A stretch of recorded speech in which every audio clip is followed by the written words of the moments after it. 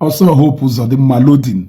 The executive governor of Imo State and the people of Imo State has joined in this ideology of Governor Chukwumasha Soludo.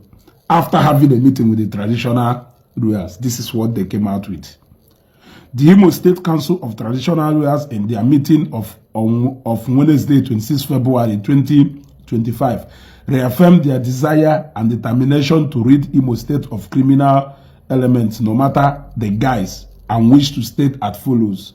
Number one, that all stranger elements who are operating as traditionalists in the state should relocate with immediate effect to their respective states, towns, villages, as their liberations, incantations, and sacrifices will not be accepted by the gods of the land, since they are not indigenous. Consequently, therefore, all shrines, altars arising therefore should be dismantled with immediate effect, and the practices stopped forthwith. Number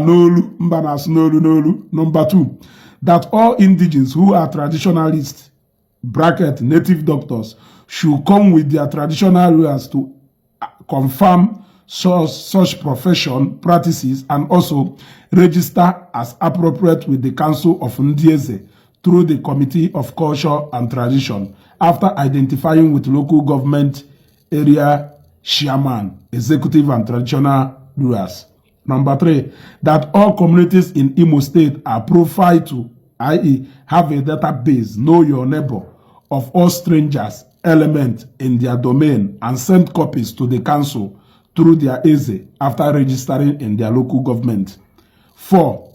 That all scrap dealers, scavengers operating with the local government where they operate, copies of their registration should be sent to the Committee on Culture and Tradition through the chairman of the Traditional Rulers Council of the local government.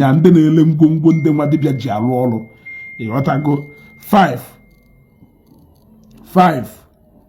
That the 14 non-compliant traditional rulers communities are to have themselves to blame as if penalties await them. So, Imo State, I join Ugogo na Nyawife. Now, non-indigenous nile na alu dibia n'Imo State. Ona, amomife Anambra State ejo include nka. Amomife Anambra State ejo include nka. Ichizodo gwijeze ebe nnago. Ndị Imo State gwara na mmụọ be ha na arọbuna gwa ha na akpa ya se, because you need to go back to your root. You know that go maka na mba na asụ n'olu. So they are following.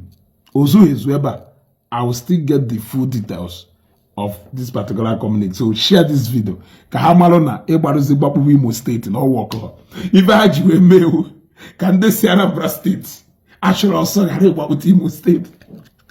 And before you know it, Ebonyi State, Abia State, and Enugu State will start it also. Emana, okay, Asabe Megoyo, Asaba is not a destination to you. Now tell me why Matthias will be demonstrating in Anambra State about traditional matters. Ebimbanas noru or Anambra.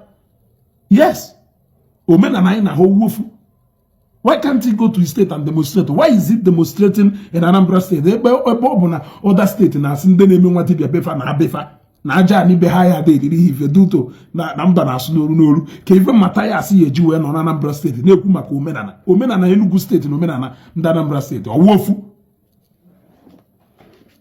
chekwani ya nwobele oge enu ayeru na aka ana ayeru na aka ebe unu na-ekele na unu wuderi nwa amama of our time.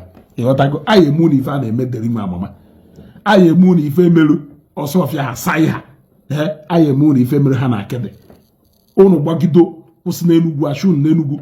Unu gbato were ashun ashupu unu gbakpuo Delta ashun na Delta unu gbakpuo Bini ashun na Bini. Unu ya gbagido osa we gbapu olu oyibo manu na eje bara umu n'ụlọ. Yotago. Now nke nde ịmara Anambra State mere iwu hapụ ndị na-ele akpakara ji ngwom eji agwọ ọgwụ.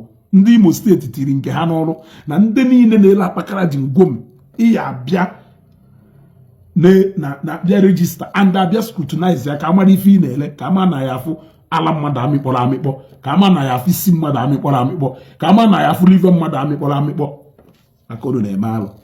This is just the beginning.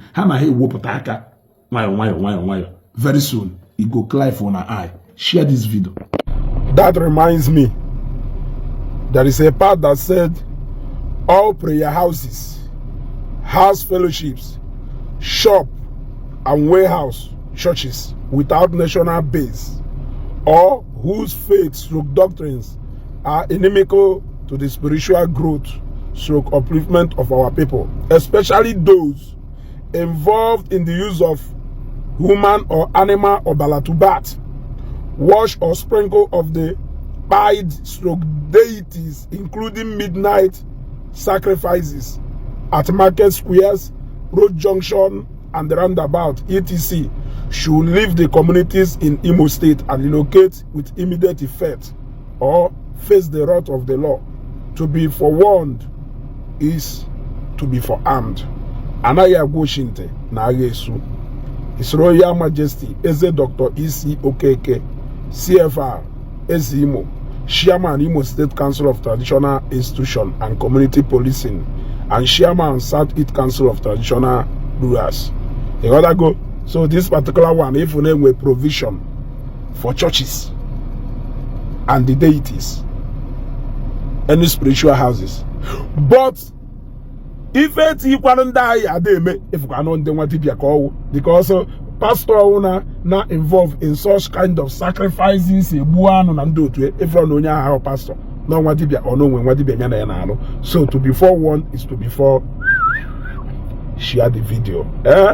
Obage Enugu State, Obage Imo State. Oh, you mention Enugu State. Because this one, they are not Enugu Naba. Send a message in an inbox. Go put on name. Come on, government to Wabara. Of course, na ya respect in the Anambra State native doctors. Very soon, oh yeah, about Enugu State. Come we malo na ya carry government. Come we go see no government to Wabara. I don't know.